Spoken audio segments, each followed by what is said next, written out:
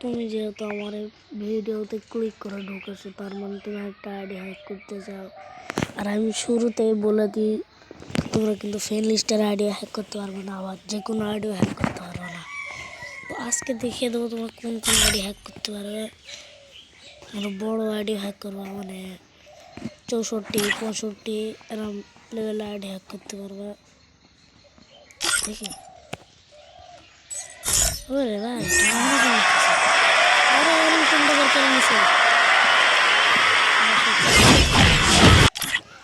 তোমরা যদি কি দেখতে চাও ওয়েপেন, ভাই ওয়েপেন তোমরা কিন্তু সিকিউরিটিগুলো দেখে নেবা। তারপরে সিকিউরিটি যদি কম থাকে তাহলে তোমরা দেখতে পারো। সিকিউরিটি 100-র উপরে কিন্তু হ্যাক করা যায় না। ওরে ভাই নাউটোর বান্ডিল আছে ভাই, এই আইডিটা আমরা এখন হ্যাক করবো। তোমরা 50 থেকে 60 বারের মতন এই আইডিটা কপি করে নেবা। এই যে আমি কপি করে নিচ্ছি, কপি করে নেবা। তোমাদের 50 থেকে 60 বারের মতন ইউআইডি কপি করতে হবে।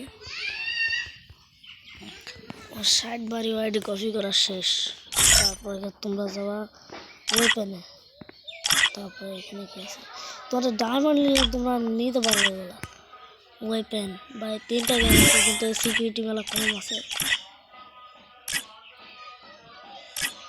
ভাই। তো একবারে বট ভাই, কিন্তু আইডিটা তো সেই আছে বটলা। কপি করে নিচ্ছি। তারপরে এইখান থেকে চলে যাবো সেটিংসে। তারপরে তোমার এই গেরিনার অফিসিয়াল কাস্টমার সার্ভিসে চলে যাওয়া।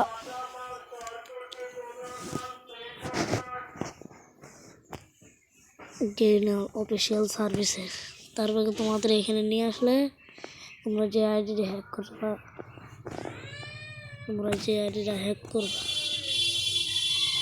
তোমাদের আমি বলে দিই, তোমরা কিন্তু সাথে সাথে আইডি হ্যাক করতে পারবে না।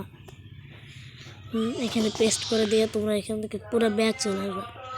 আর এই যে আমাদের মেন এই জায়গাটায় আবার দেখাই, এই যে কাস্টমার সার্ভিসের পাশে প্রাইভেসি পলিতে তোমরা ঢুকে যাবে। এটাই হচ্ছে গেমের মেন। এখানে তোমরা আর পাসওয়ার্ড, ইমেল দেখতে পাবা। পাসওয়ার্ডটা আমি দেখাচ্ছি না, তোমরা কি করবে, একবারে নিচে চলে আসবে। এই যে ওর আইডির ইমেলটা একবার কপি করে নেবা। তোমরা চাইলে 3-4 বার কপি করতে পারো।